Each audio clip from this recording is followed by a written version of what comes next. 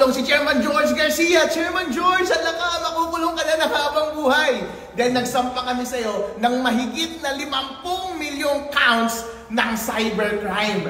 Dahil sa lahat ng iyong mga ginawang kalokohan noong nakaraang eleksyon. Ang specific crime po na isinampa namin lamang sa kanya ay system interference. Yan po ay nasa ating Cybercrime Prevention Act. Ano po ba ang ibig sabihin ng system interference? Kapag gumamit ka ng software na hindi authorized, kapag gumamit ka ng equipment na hindi authorized, at kapag minanipulate mo yung mga data na hindi authorized. Ano ba yung mga ginawa ni Chairman George at kanyang mga kakampi sa COMELEC noong nag-interfere sila ng ating computer systems nung eleksyon? Number one, ang authorized po ng batas na gamitin sa ating automated counting machine ay yung na-audit. Ang na-audit po yung version 3.4.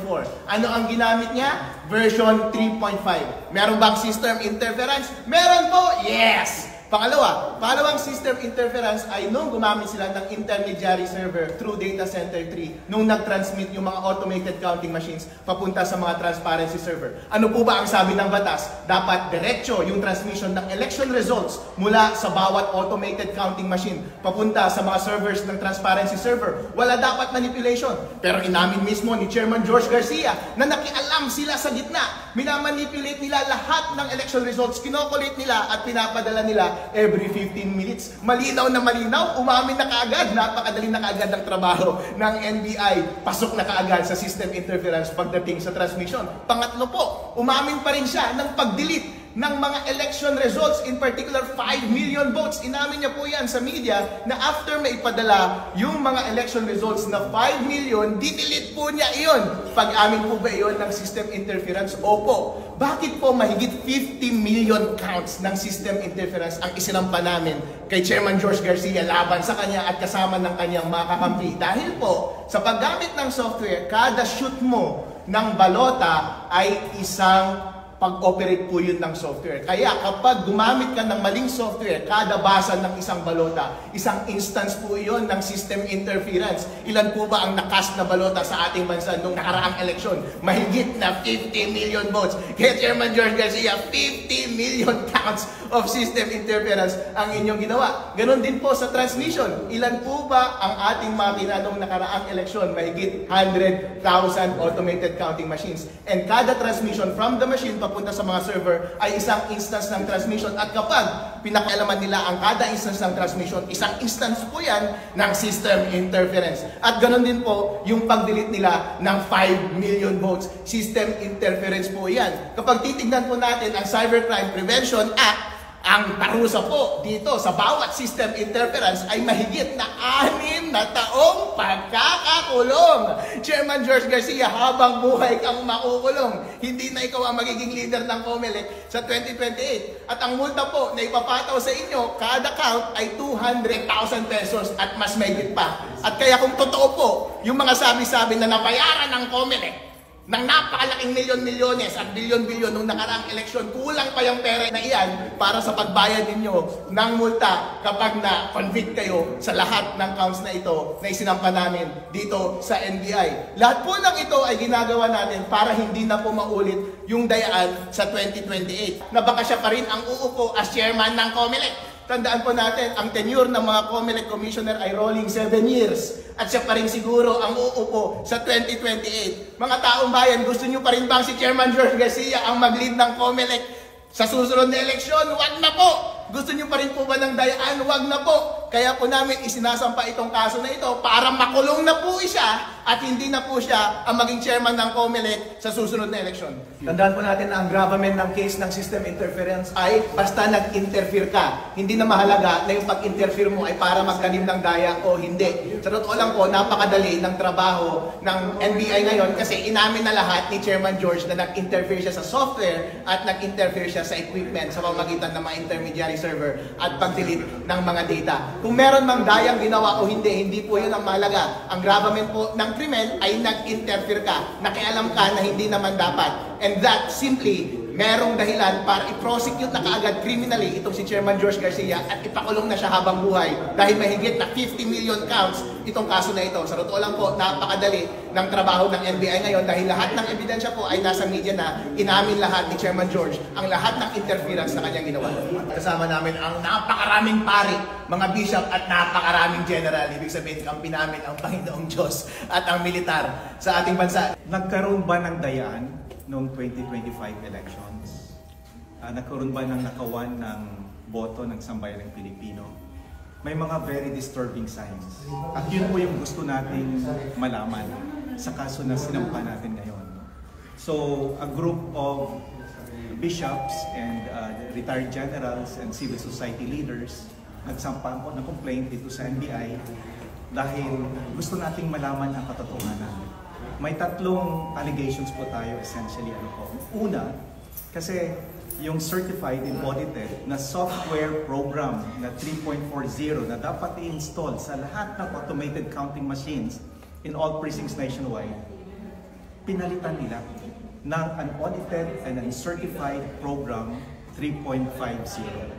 Yun pong una. Pangalawa, nasa batas kasi required na lahat ng election returns galing sa ACMs, counting machines sa lahat ng presinto nationwide, dapat directly na ipapadala yan sa COMELEC Central Server at sa 5 transparency servers tulad ng PPCRV, Media, NAMFREL at yung dominant political parties. Pero hindi ganyan ang nangyari. Pinadaan nila sa isang intermediary server or system doon sa Data Center 3. At ito yung unang tumanggap ng proseso at ng consolidate ng election results data bago pinadala sa PPCRV, sa NAMFREL, sa Media at 2 dominant political parties. So, gusto nating malaman, nagkaroon ba ng alteration or manipulation o dayaan? So, that's why po, in-invite natin ang itong NBI na pwede bang imbestigahan ninyo para malaman natin ang katotohanan. So, yun lang po, Chairman George Garcia, hindi po lahat ng Pilipino ay bulag at takot at natutulog. Mahaba po ang kamay ng hustisya. Kung may ginawa po kayong kalokohan, maabot at maabot din po kayo ng kamay ng batas at mapapaisalalim kayo sa batas at hustisya ng ating bansa. So yun ang po. Ito po, si former president ng financial executive ng Philippines, si Franklin Isaac, may gusto siyang explain sa inyo. Pagbigyan mo natin siya ng pagkataon. Maraming salamat, Alex. Harold. Kami po yung, sa unang-una po, ang PNP trio po na form namin, si General Ellis at si Gas.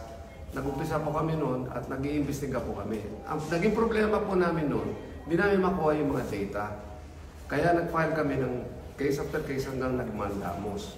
Hanggang sa Mandamus 1 and Mandamus 2, hindi po kami sinasagot ng COMELEC. Kaya po, nandito kami, tulong po nito ng ating mga abogado, that we should now file dito sa NBI po para sila na mismo ang mag-imbestiga at makuha sana at ma-validate po yung prosesong binabanggit kanina dito, that the process itself can really be audited by the NBI people. Yan po ang inaasahan namin dito. Pag nagawa po nila yan at lumabas ang katotohanan, na po ang magiging resulta. Kaya itong ating mga marami po kami dito at naniniwala po kami na hindi na dapat maulit yan sa 2020. Yun lang po.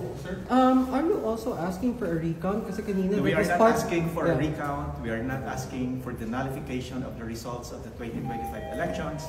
We just want to establish merong bang nagkaroong dayaan, manipulation, alteration of the electoral results. No? We just want to establish kung merong criminal culpability yung COMELEC. No? So that's why we're inviting NBI to make this investigation.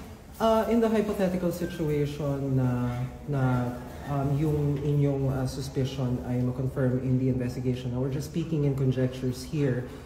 Now that you're saying that you're not asking for a recount or nullification of the results, exactly, bukod sa pag-determine ng criminal liability, sabihin na natin dun sa mga inireklamo ninyo, ano yung nakikita ninyong implications nitong complaint niyo and the investigation that would ensue? We're taking it one step at a time. Itong sa NBI, ang kanilang mandate and jurisdiction is only up to the investigation and criminal prosecution. I don't think they don't have in their mandate for the nullification of the results. So hanggang doon na muna tayo. So we're taking it there one step at a time. But we are also preparing that pag nag-convene itong 20th Congress at nagkaroon na ng panibagong Senate Committee Chairperson, yung Electoral Affairs and Reforms Committee sa Senado will be asking for a Senate investigation on this so that we can present all our allegations and complaints. We just want you to comment on this statement from the COMELEC regarding this complaint because I understand this was announced beforehand. I'll just read the exact statement. Bukas po tayo sa kahit anong investigasyon na pagsusuri patungkol sa nagdaang halalan. Pinagkakatiwalaan po ng sambayanan ng NBI at ganoon din po kami sa komisyon.